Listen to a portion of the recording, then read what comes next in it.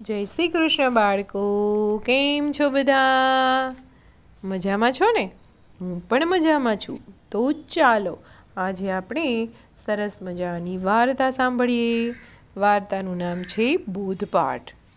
એક સરસ મજાનું ગામડું હતું.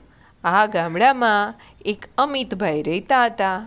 આ અમિતભાઈને એક સરસ મજાની દુકાન હતી અને આ દુકાનની અંદર એક મોટી કાંધી રાખેલી હતી અને આ કાંધી ઉપર સોની કબૂતરીએ પોતાનો માળો બનાવ્યો હતો.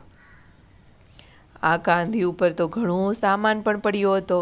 એમાં એક ડબ્બાની પાછળ આ સોનીએ ઘણા બધા ઘાસના તણખલા ભેગા કર્યા, આડાવડા મૂકી દીધા અને એમાં એને 2 ઈંડા પણ મૂક્યા.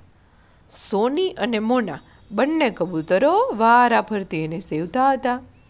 થોડા દિવસોમાં તો એ ઈંડામાંથી સરસ મજાના 2 બચ્ચા નીકળ્યા. સોની અને મોના બચ્ચાને જોઈ ઘણા પ્રસન્ન થયા.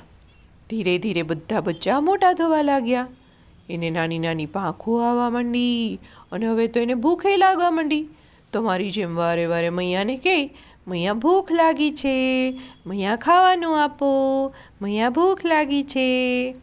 એટલે સોની ને મોના તો આખો દિવસ ઘરની બહાર જ રહેવા લાગ્યા.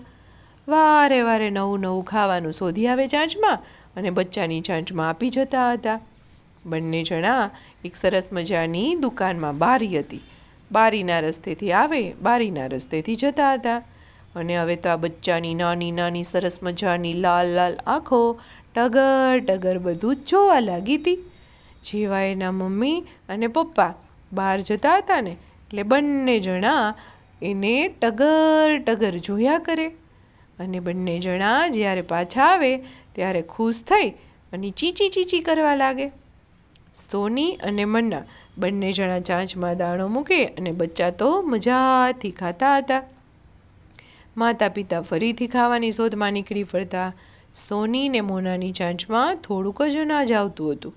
બચ્ચા મોટા થયા એટલે એનું પેટ ભરાતું નહોતું, એટલે એને વારંવાર આવજા કરવી પડતી હતી. હવે એક દિવસ એવું થયું, સોની ને મોના ખોરાકની શોધમાં દૂર નીકળી ગયા. આ તરફ બંને બચ્ચાને એટલી ભૂખ લાગી, ખૂબ ભૂખ લાગી.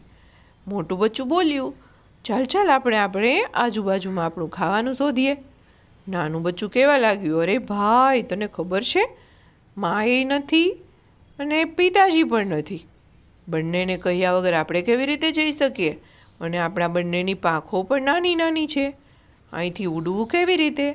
હજુ તો આપણા માતા પિતાએ કીધું છે કે અહીંથી ઉડીને તમારે અમને કહ્યા વગર ક્યાંય જવાનું નથી. પરંતુ મોટું બચ્ચું કહેવા લાગ્યું, અરે આપણી માતા તો ખોટી ગભરાય છે. તે હજુ આપણને નાના નાના સમજે છે. જો આ બારીમાંથી બહાર જો, કેટલું સરસ મજાનું વાતાવરણ છે.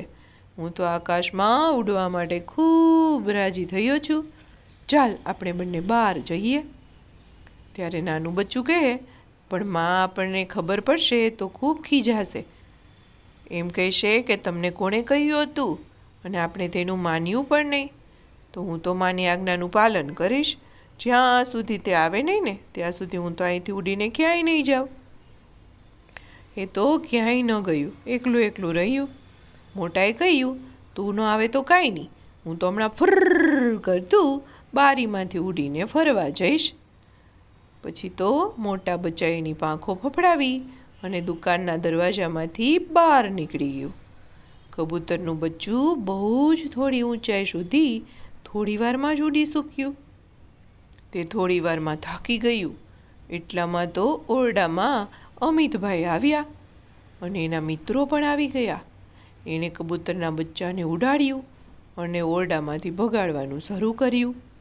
એક રૂમમાંથી બીજા રૂમમાં, બીજા રૂમમાંથી ઓસરીમાં ઉડતા ઉડતા આ બચ્ચું તો હવે પરેશાન થઈ ગયું. હવે તો બિચારું ઝડપથી ઉડી પણ શકતું ન હતું. હવે એને સમજાઈ ગયું કે માં મને માળામાંથી બહાર નીકળવાની શું કામે ના પાડતી હતી.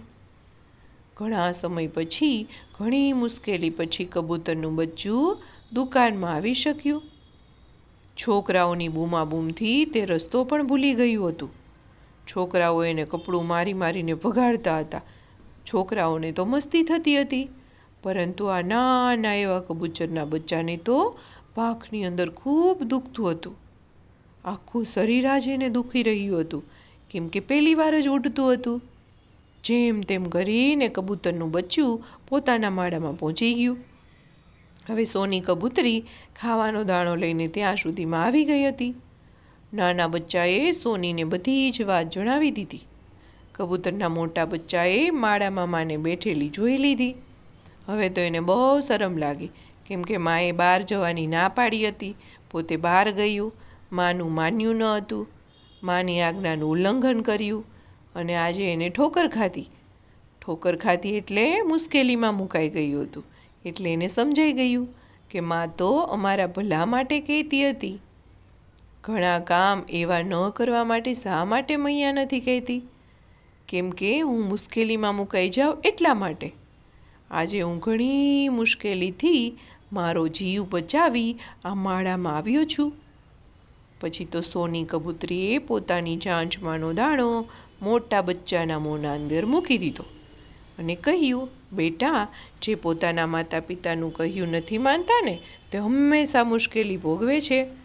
તમારી શક્તિ ખૂબ ઓછી છે. તમે હજુ નાના છો અને તમારો અનુભવ પણ હજુ ઓછો છે. એટલે મોટાની વાત માનીને કામ કરવું જોઈએ. મોટા બચ્ચાને માની વાત આજે સમજાઈ રહી હતી. ગુટુર ગુટુર ગુટુર ગુટુર કરી એણે માની વાતને સમર્થન આપ્યું અને માને સમજાઈ ગયું. પછી તો કબૂતરીએ કેટલાય દિવસ સુધી મોટા બચ્ચાને શરીર ઉપર માલિશ કરી ત્યારે એને સારું થયું. આ પછી તો એ ક્યારેય પોતાની માનું ઉલ્લંઘન કર્યા વગર બહાર જતું જ ન હતું. હવે તો બંને ભાઈઓ સાથે હળીમળીને રહેતા હતા અને જ્યારે બહાર જવું હોય ત્યારે માતા પિતાની આજ્ઞા લઈ અને પછી જ બહાર જતા હતા. તો બાળકો આવજો. જય શ્રી કૃષ્ણ. વાર્તા થઈ ગઈ પૂરી, બાળકોને મજા પડી.